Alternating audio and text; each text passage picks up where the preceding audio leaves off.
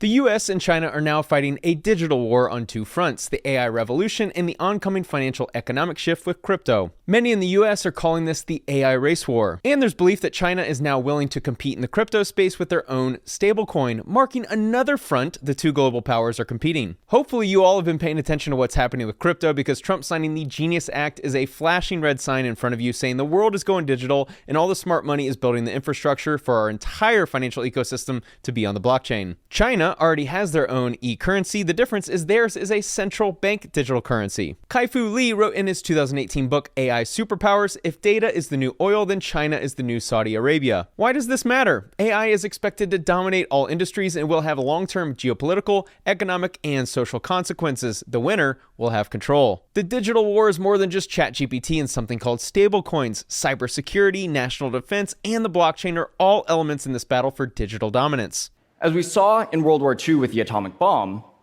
the country that is able to most rapidly and effectively integrate new technology into warfighting wins. We've already seen some escalation as the USA has repeatedly tried to ban TikTok, and the Chinese government is doing its best to fight their citizens' interest to invest in Bitcoin and crypto. The planned yen could boost Beijing's surveillance state. The goal of China's digital currency is to weaken the US dollar supremacy. And the purpose of the US innovating with stablecoins is to increase the US dollar supremacy. If the USA is able to control the stablecoin market, then more money will flow into our economy than ever before. And if we win the AI war, we control the entire game. I'm so excited about the digital innovation our economy is experiencing right now. China has been banning crypto since its inception, while America is now implementing it everywhere. BlackRock is buying up $500 million worth of Ethereum seemingly every day. Michael Saylor is turbo buying Bitcoin every other week. And we're now having real discussions about how we're going to be tokenizing real-world assets on the blockchain. Trump signing the Genius Act and the new clarity surrounding crypto legislation is going to allow stablecoins to serve as our digital dollar. The US dollar is already the world's primary reserve currency. By backing a stablecoin with US dollars, the US could further entrench its position as the go-to currency in international trade, especially in digital transactions. China doesn't want this. They will pursue a digital currency, but I'm confident that our stablecoins will be utilized by all of our trading partners. If the US leads with a stablecoin solution, other countries may be forced to align with or adopt it, boosting America's global financial influence. Here's a chart of the world's most unbanked countries. Stablecoins could give the unbanked or underbanked populations easier access to financial services. There's like 1.5 billion people worldwide that are unbanked. Imagine if they all join the global financial system. If other countries become holders of the US stablecoins, this will unlock innovation at a level we haven't seen, because we'll all be operating within the same DeFi ecosystem. You and I wouldn't be transacting in China's stablecoin if they win this theoretical digital war,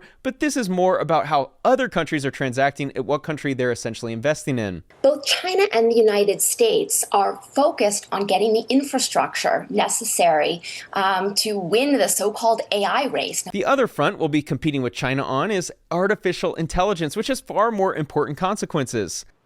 The AI war will define the future of our world and has the potential to shift the balance of diplomatic power. America is currently trying to bring chip manufacturing back to America in order to reduce the reliance on foreign countries. And look at this, an estimated 72% of the ingredients we need for our medicine is produced overseas. Think of how much leverage we lose because of this. We don't want the same thing happening with the next big technology shift, because chips and compute are the big hurdles to overcome. We don't want to be reliant on foreign countries supplying these. What happens if they double the price or just decide to stop selling to us? Data will be a new kind of ammunition in the era of AI warfare. We want the US to set the global standards for responsible AI, including how data is used, the transparency of algorithms, and the avoidance of bias. On Sean Ryan's podcast with guest Alexander Wang, the CEO of Scale AI, they discussed the importance of the US controlling the data and why it would be very damaging for China to win the AI race war. In an AI war, everything boils down to data.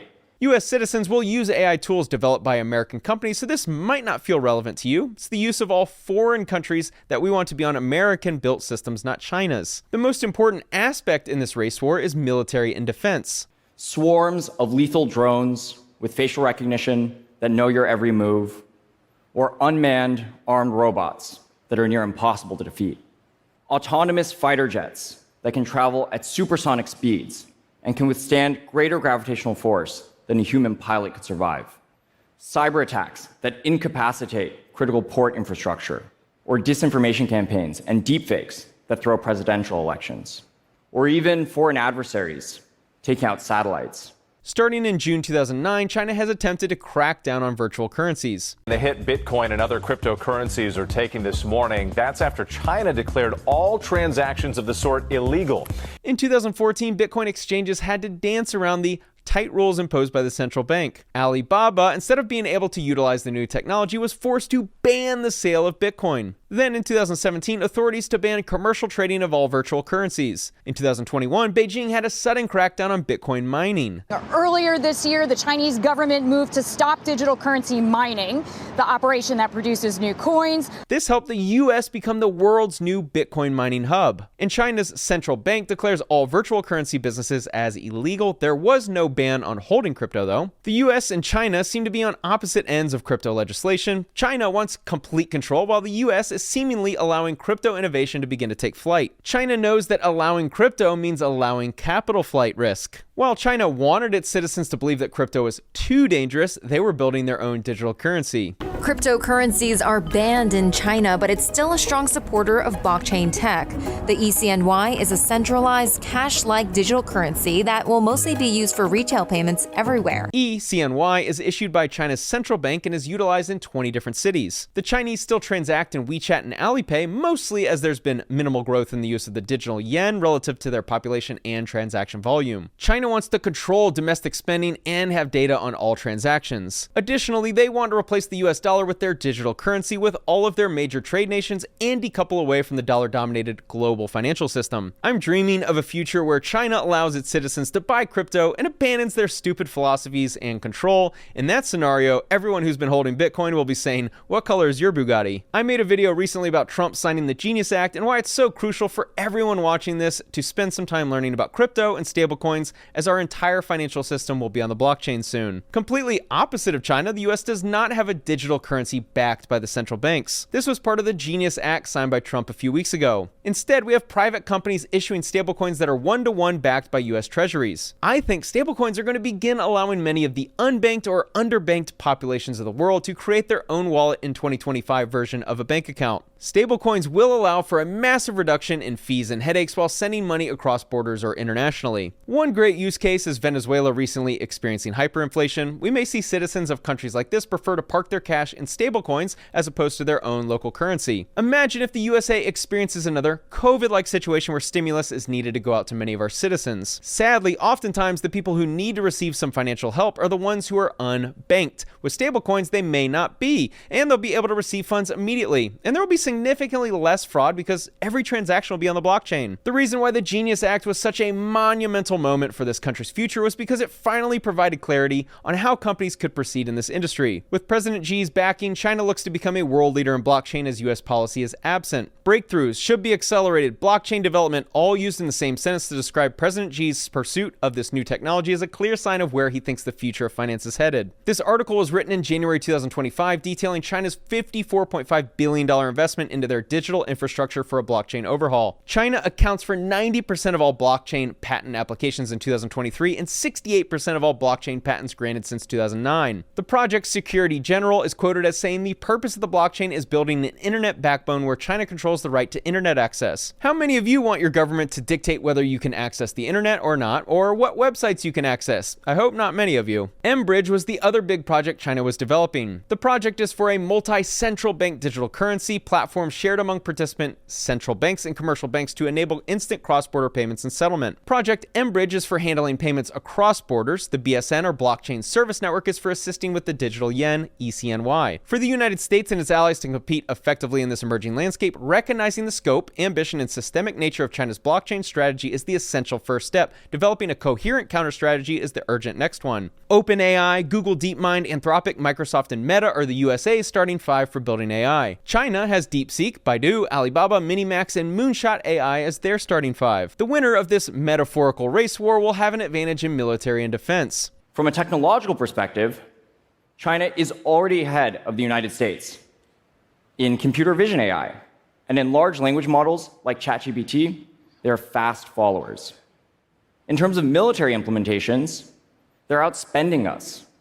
Adjusted for total military budget, China is spending 10 times more than the United States. The biggest issue I think about that might affect mine and your day-to-day is cybersecurity.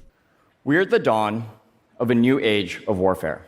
China has no business ethics, so we have to make sure we limit their ability to possibly infiltrate our systems. This next video was a fantastic mini documentary by Bloomberg titled How China is Building an Army of Hackers.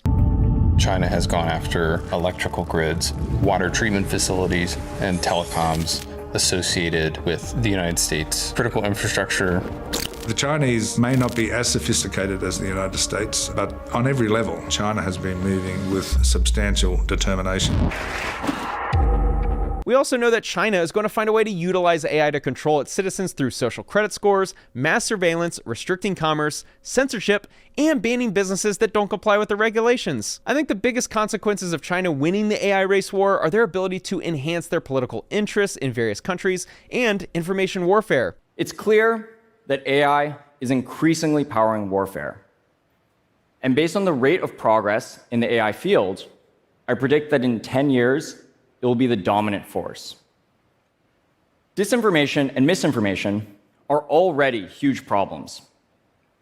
And this technology is only going to make it worse. Here's a hypothetical. What if the data they provide in their LLMs and various AI tools is biased towards Chinese supremacy? China already uses disinformation campaigns and social media manipulations heavily in Taiwan, particularly during elections.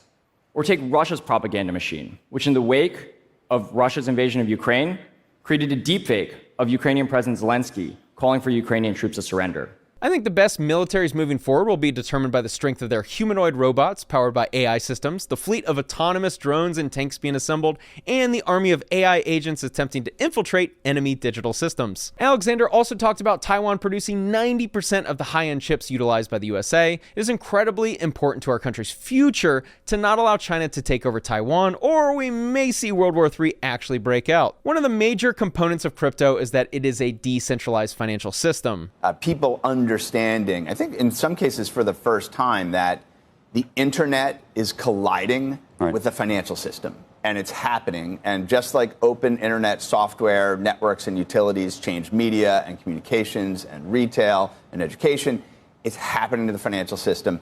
And stablecoin money is and blockchains are foundational to that future financial. Okay, so the use of stablecoins will allow for payments across borders. There's no concern about being debanked, and this will allow for businesses to grow and innovate. Whereas China is going to force their citizens to eventually use their central bank digital yuan and track every payment. And AI will be able to figure out if you ever speak out against the government, your social credit score may go down, and you could be kicked out of the system. China fears Bitcoin because it is everything opposite of what they stand for, and ironically, it's what their citizens really want. Regardless of how these wars play out, we are at an incredible moment in human history where we are about to witness huge shifts in our culture and society. America will win the race for a decentralized financial system on the blockchain. Our stablecoins will increase the demand for the dollar, and our global dominance will continue. China will fall behind because of their insistence on their central bank coin. With the passing of the Genius Act, this administration is allowing for massive amounts of innovation to be taking place in America. All of our assets will soon be on the blockchain, allowing for much easier ability to trade and verify ownership. And our AI tech will be solving problems that we once thought were impossible. There will be some temporary job loss, there will be fear about AI, there will be concerns about inflation or housing prices or homelessness, or you list the problem. But we're about to enter a golden era here in America. I hope you take advantage of what's coming. Thanks for watching.